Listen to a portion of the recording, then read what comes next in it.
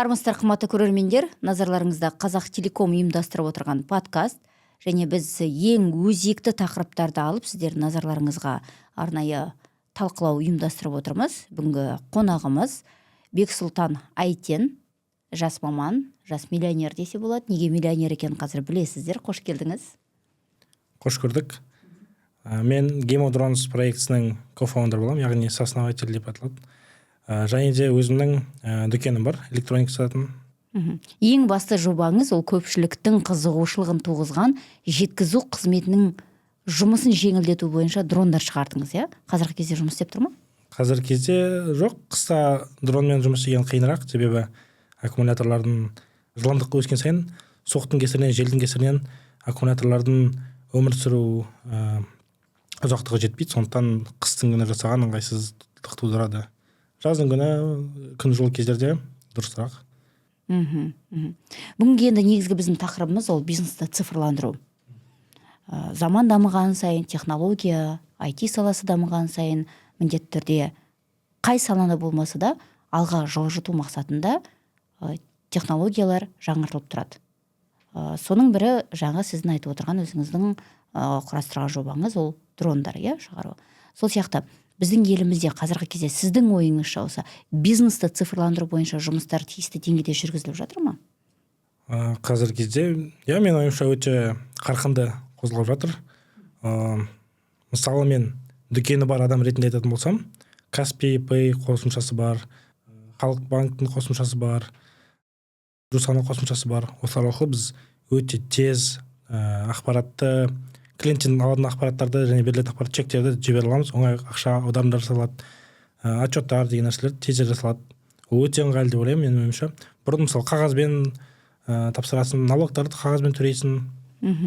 Қазіргі кезде оның бәрі өте жеңіл, өте ыңғайлы. Қателеспесем, жақында Каспий IPO кірді. Ең тез өсетін стартап ретінде.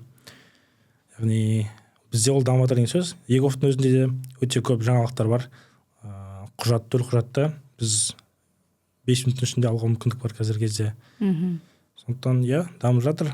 Және де бұл нәрселер үкіметтің тарапынан немесе үлкен компанияның тарапынан жасалған нәрселер болғанмен, кішкентай проектілер де бар.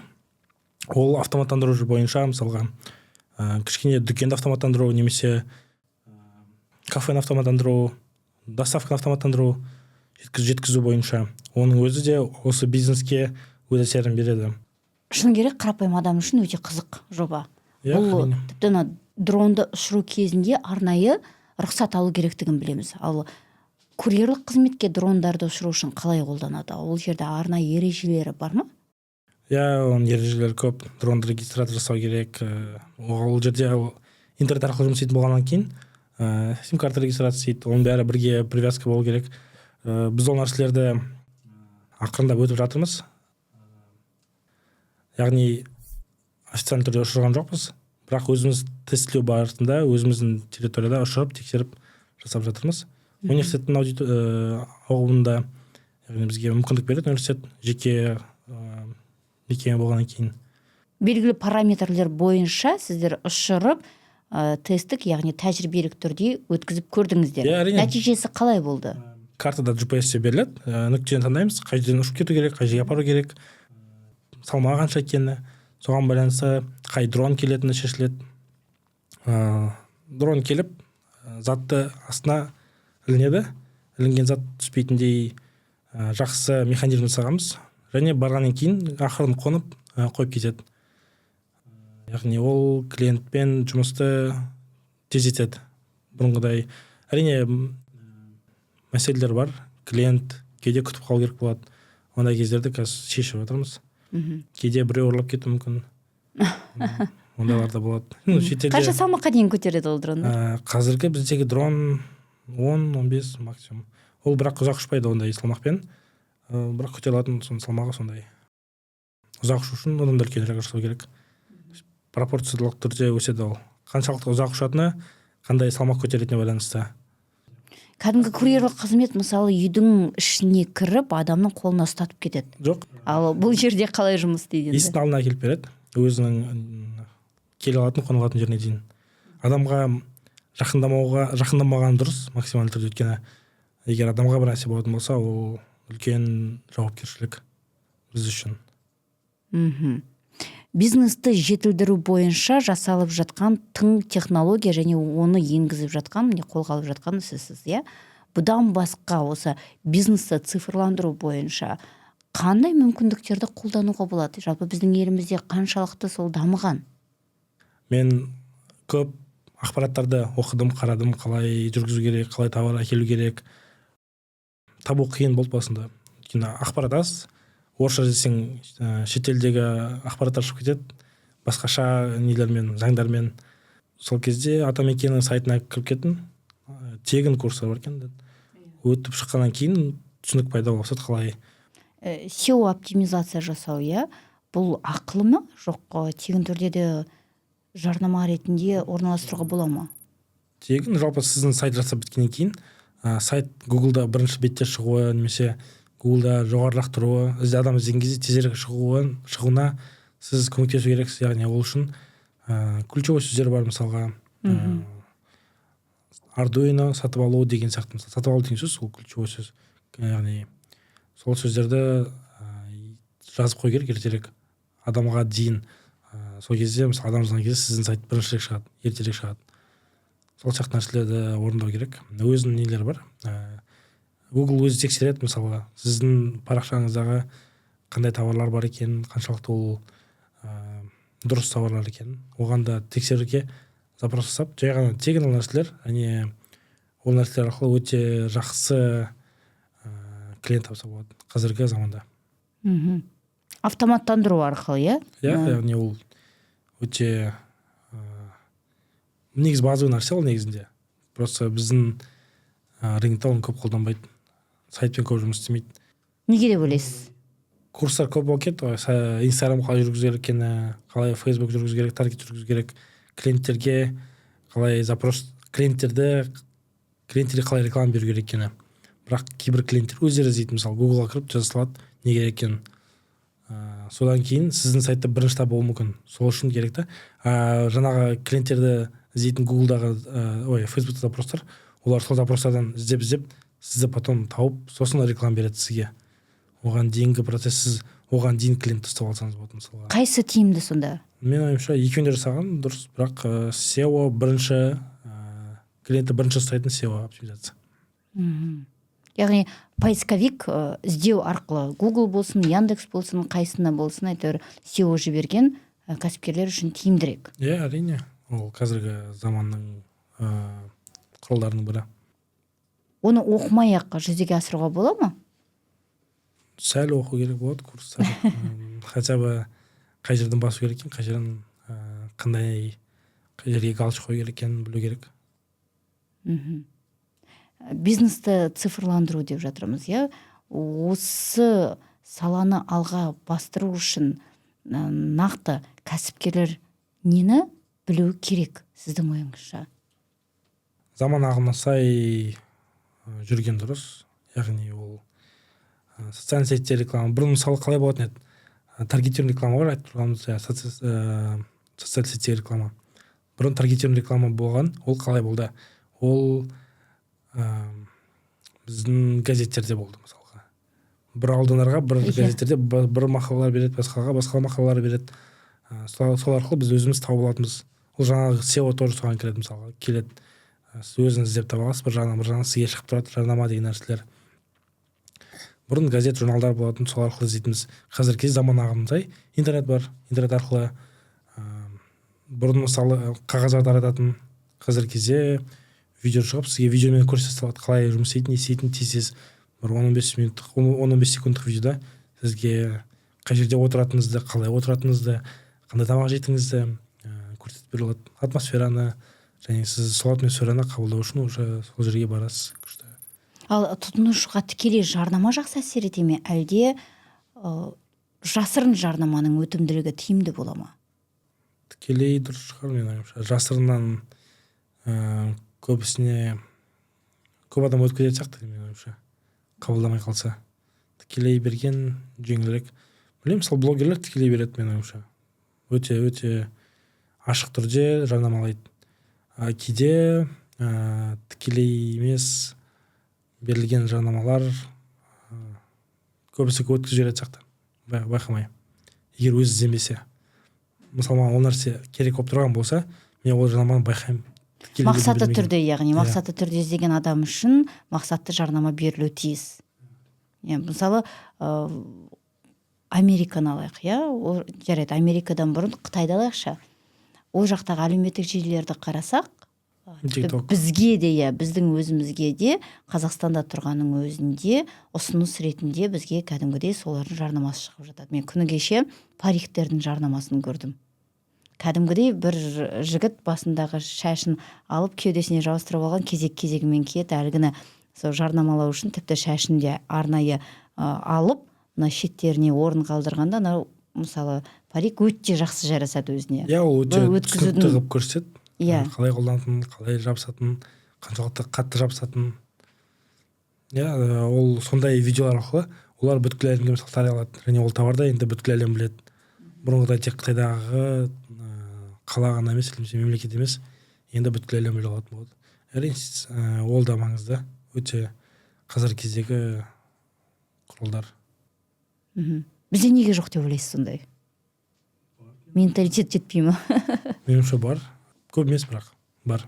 Ол қазіргі кездегі маркетинговый компаниялардың жаңа ходтары, жаңа ходтарына байланысты, оригинальностіне байланысты. Сіз өзіңіз қандай жарнамаларды қолданасыз? Бағанағы немеден маркетплейстерден бөлек, одан кейін әлеуметтік желіге, жаңа Тоқаевтың алдына барып жарнама жасап сізге әкелген потокқа адамдардан бөлек тағы қандай нәтижелі өзіңіз көрген жарнамалар? SEO, жаңағыдай сайттар шығып тұратындай, таргетированный, және өзімнің блогым бар, инженер ретінде. Блог арқылы келетін клиенттер де бар, яғни ол адамдар кіріп, менің кім екенімді қарайды, қалай екенін қарайды. Сосын сол арқылы оларда бір сенімділік пайда болады. Бұл адам шын өмірде бар екенін, және одан кейін оларға жеңілдірек болады саудаласу, жасау, сауда алу. Бұл жерде демек сіздің жеке брендіңіз рөл ойнап тұр. Бренд. Әрине ол қатты үлкен не емес, блог емес, бірақ Қазақстандағы инженерлердің басым көпшілігі бірге жиналған блог.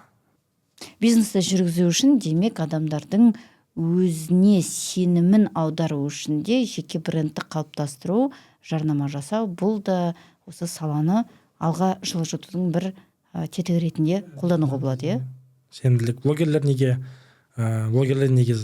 товар алады, мысалға, немесе услуга алады, өйткені ол нәрсе өте актуальны.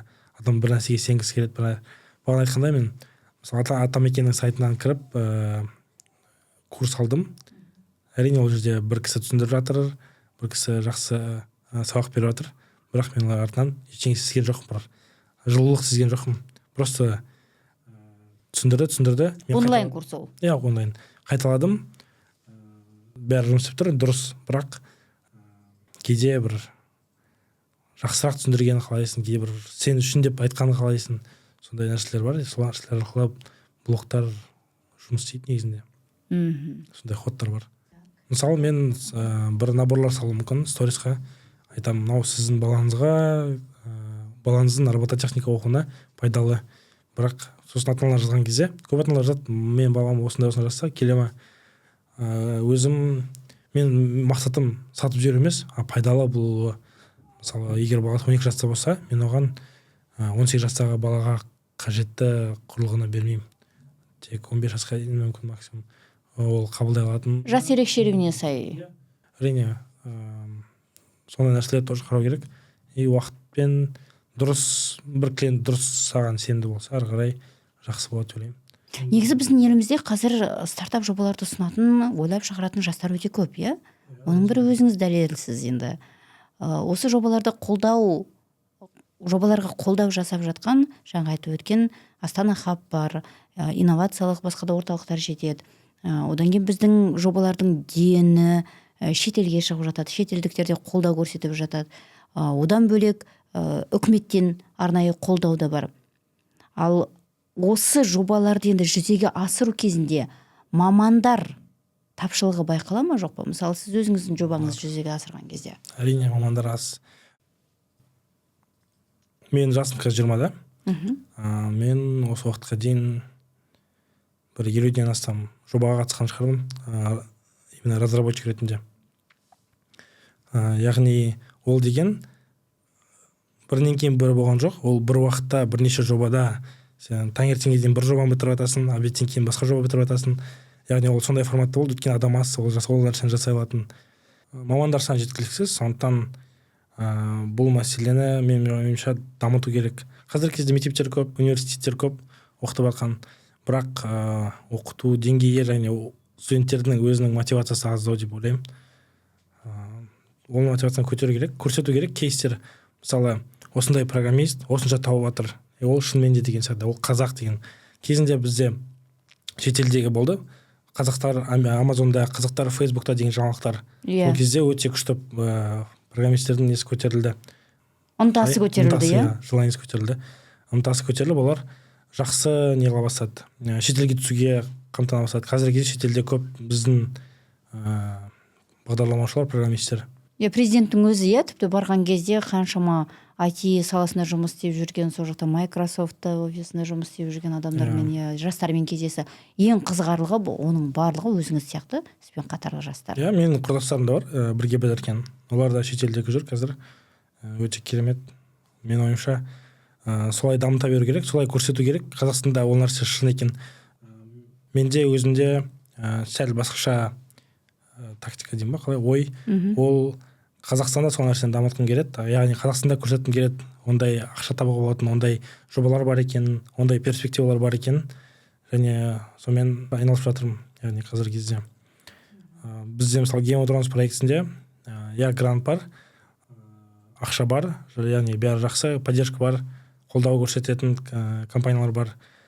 Соның арқасында біз қазір 20-дан астам адамға жұмыс тауып беріп отырмыз. Және олардың жай жұмысшылар емес, олар проектке тоқтай қосылған, өздеріне максималды түрде қызық.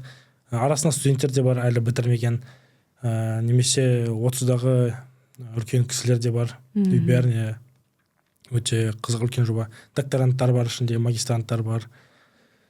Университеттің қабырғасында Сатпаев университетімен бірге жұмыс істейміз. Game of Thrones жобасы қазіргі кезде Сатпаев университеті арқылы біз қазір фонд наукидан, яғни ғылыми жоба ретінде өзімізге грант ұтып алдық 3 жылға, және біздің жобаны 3 жылдың ішінде шетелге шығаруға талаптанып отырмыз. 2 жылдан кейін шетелде точно болу керекпіз, міндетті түрде. Жоспар бойынша 3 жылдың ішінде сол жаққа шығарып, сол жақта жүзеге асыру. Қазір 1-ші жыл басталып жатыр. Біз 1-ші жылда Қазақстанның аудықымында бүткіл нәрсені бітіріп алу керекпіз. Ол яғни дұрыс жұмыс істеуі, дұрыс видео таратылуы, адамдардың бір-бірімен жұмыс істеу процесі, ішкі процестер бар. Соның бәрін бір қамтамасыз етіп алғымыз келеді. Одан кейін шетелдерге ақырындап шыға береміз. Бұл жұмыстар үшін ең маңыздысы қазіргі кезде сіздерде интернет емес пе? Интернет жүйесі жақсы болу керек. Қалай ол деңгейі, тиісті деңгейде ме? Бізде интернет, біз бірінші компаниямыз, біріншілердің біріміз. Қазақстанда 5G желісін стартап ретінде тексерген. Яғни біз тексерген уақытта бізде машинкалар бар. Сол машинкаларда өзінің контроллер бар. Ол бізге видеоны стриминг етуге мүмкіндік береді. Біз сол контроллер арқылы 5G желісімен жұмыс жасаған болатынбыз. 5G модем алып. Және бізде результат, қателеспесем, 1000 мегабит секундтан жоғары болды. Телефонда сәл төменірек, бірақ 1000-нан жоғары бәрібір. Және екеуін қосқан кезде арасындағы жылдамдық өте жоғары болғандықтан бізде видео бірдей айна сияқты жүріп тұрды, яғни адам қалай көреді, дәл солай ойнай алатын болды. Сол арқылы біз шетелдерге видео стриминг еттік. Дубай, Турция, Испания, Италия және жақын елдердегі, мысалға Өзбекстан, Қырғызстан, сол елдер бізде группада бар, сайтта бар, регистрация деген ойыншылар тексеріп өздерінің фидбэктерін жіберіп видеоларын түсіріп қалай біздің ойында ойнап жатқанын. Және ол өте керемет. Біздің чатта оқыған кезде сен көріп тұрасың ол жақта мен Дубайдан қазір кіріп жатырмын, мен Дубайда қазақпын дейді. Все, күтесің, и бір кезде машинаға қозғала бастаған кезде сен естисің. Күшті. Бірге. Әрине ол барлық кейстерде емес, кейбір кездерде болады бір мәселелер. Бірақ біз Қазақстанда 5G желісі арқылы ол мәселелердің көбісін шештік. Осы тест режимінде сіздер жобаны жүзеге асыруға қандай операторлары септесті? Қазақтелекомның базасындағы Алтел, Теле2 операторлары бізге тестовый режимде өздерінің сим-карталарын берді. Сол сим-карталар арқылы біз қолданып байланыстың жылдамдығын тексеріп көрдік. Өте тез. Бизнес үшін демек жеткілікті. Әрине, бірақ қалада өте аз ондай нүктелер, мен ойымша көбейту керек, бірақ шетелде адамдар өртеп жүріп жатыр, 5G точкалардың нүктелерін бізде қойдыртпай жатыр екен. Әрине, енді кез келген кәсіпкерлікті, бизнесті дамыту үшін, әсіресе мына стартап жобаларды жүзеге асыру үшін міндетті түрде ол интернет желісінің сапасы. Әрине, біз Алматыда, Астанада болғаннан кейін біз солай көреміз. Интернет принципі бар, біз еще жақсырақ жасағымыз келеді. Бірақ басқа да ауыл аймақ орындар бар. Ол жақта да бизнестер жасалады. Бірақ ол жақта қалай жасалады? Дәптерге жасалады. Немесе там заметкаға жазылады, сондай бір қосымша программалар қолданады. Сосын ол программаларды айдың соңында қағазбен шығарып, сөйтіп интернетке жүктейді. Солай орналады да ол нәрселер. Ал егер интернет мысалға проблема шешілетін болса, бүткіл Қазақстан бойынша, мен ойымша ол өте үлкен жетістікке жетеді деп ойлаймын. Именно бизнестің дамуына да, экономиканың дамуына да. Цифрлық дәуір деп жатырмыз, дамыған сайын бізде бизнес те соған сай икемделу керек. Мысалы, біз 5 жыл бұрын қазіргі маркетплейстерін дәл осылай дамитын білген жоқпыз. Қазіргі кезде енді ғана біздің кәсіпкерлер осы жүйелерге тіркеліп қосып жатыр. Тіпті алдағы уақытта офлайн дүкендердің өзі онлайнға алмасып, жалпы онлайн сауда дамиды деген болжам бар. Сіздің ойыңызша осыған байланысты кәсіпкерлер қандай жүйеге дайын болу керек? Алдын ала. Болашақты болжап, кәсіпкерлер қандай жүйеге дайын болу керек? Заман талабына сай болу керек, қай уақытта да айтып өткендей. Мен ойымша Қазақстанның ішінде ол шетелдік Wildberries, Озон және өзіміздің Каспи бағдарламасы бар. Өте ыңғайлы. Бірақ егер шетел жайлы ойлайтын болсақ, яғни біз шетелдегі ақшаны өзімізге әкелгіміз келетін болса, мысалға, онда мен ойымша Amazon, eBay деген сайттарға, оларда үлкен маркетплейс, оларда үлкен жобалар, соларға да кіріп жұмыс жасап көрсе болады сияқты. Өйткені ол жақтан түскен ақша біздің экономикаға түседі ғой, біздің қалтаға түседі. Ақша біздің рынокта айнала бергеннен гөрі шетелден де әкелген, мен ойымша дұрыс. Онсыз да ақша көп кетіп жатыр шетелге. Біз сондай логикамен Геодрон жобасын тоже қолдап жатырмыз. Яғни шетелдегі ойыншылар бізге төлесе, ол ақша біз Қазақстанда жаратсақ дұрыс болады. Сіздің ойыңызша енді бизнес қандай салаларға, қандай өзгерістерге дайын болу керек? Жалпы бизнес ол бір адамның екінші адамға келетін пайдасы және соған алынатын төлемақы. Яғни сол арқылы адам көп адамдарға пайда келген сайын көп ақша таба бастайды. Ол нәрсені дұрыс жасау үшін мен ойымша технологияларды қабылдап дұрыс үйрену керек. Яғни ол интернет болсын, немесе басқа да жеңілдетуге арналған бағдарламалар, стартаптар болса, соларды мен ойымша қолданған дұрыс. Солар арқылы олар өз жобаларын, өзінің дүкендерін немесе проектілерін тездете алады. Демек, сіздің айтыңыз бойынша кез келген кәсіпкер ол заманға сай бейімделу керек, интернет желісін болсын, әлеуметтік желілерді болсын, барлығын бизнесті, кәсіпті дөңгелетуге тиісті деңгейде пайдалана білгені абзал. Әрине, бір притча дейді ғой, мысалға. Әңгіме бар, сондай. Екі кісі болыпты, көрші. Біреуі екеуінде бір дейді ағаш бар, екеуі де ағаш кесіп жатыр да, дайындалып жатыр. Соған біреуі тоқтамай кескен арамен екіншісі 1 сағат сайын тоқтап kesетін. Кешке қарай бірінші көршісі қараса, ол жерде оның кескен ағашы әлі жартысына жетпеген, екіншісі бітейін деп қалған уже. Неге деп ойлайды да, өйткені ол екінші көршісі көп демалды, оның ойынша неге олай жасады. Көршісіне барып сұраса, көршісі араны демалып отқан кезде, ол демалып отпаған, тек араны қайрап отқан. Яғни сайманында дайындап отыру керексің сол жасап отқан жұмысқа байланысты. Біріншісі өте көп жұмыс істеді, өте фокусын дұрыс қойды, не қылды, бірақ ол инструменттер дұрыс қолданбады. Ал екіншісі демалып та алды, өзінің уақытын дұрыс қолданды, және де құрылғысын, сайманын дұрыс саптай алды.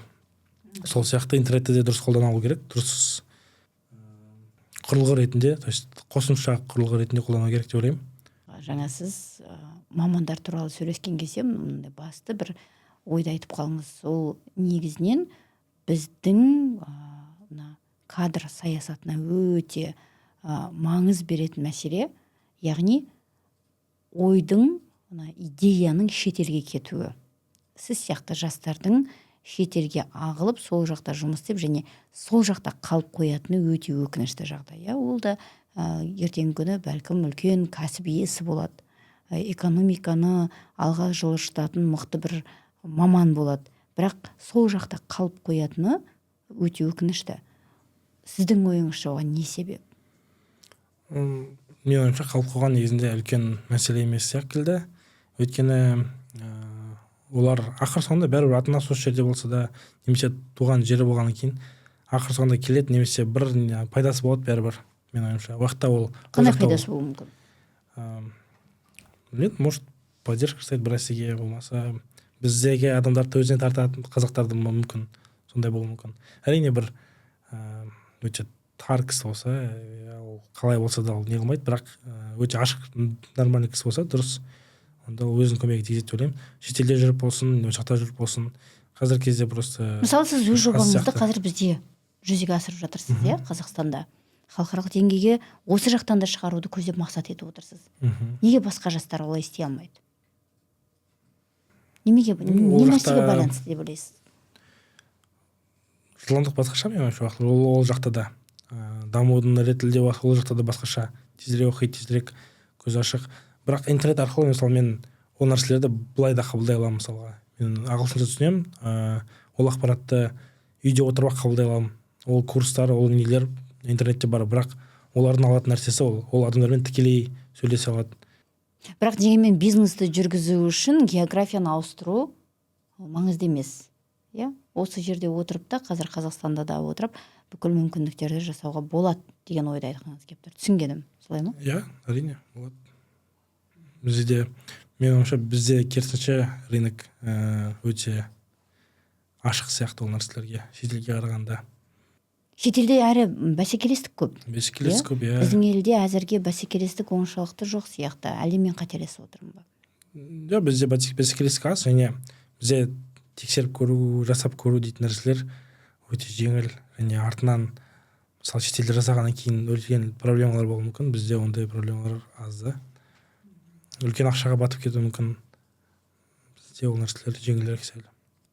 Одан кейін біздің елімізде көптеген жеңілдіктер бар. Мәселен, кәсіп бастаған жас мамандарға, менің білуімше, қазіргі кезде 21 мен 35 жас аралығындағы жастарға кәсіп бастаймыз десе 2%-бен жеңілдетілген несие береді. Биылғы жылы 5 миллионнан 10 миллионға дейін қаржылық көлемі көбейтіледі, арттырылады деген жаңалықта бар. Одан кейін стартап ұсынған жастарға да жеңілдіктер көп білуімше. Салықтық жеңілдіктер бар. Ондай мүмкіндіктерді сіз пайдаланып отырсыз ба? Салық бойынша қазір кезде жоқ. Біз толықтай төлегенді жөн көрдік.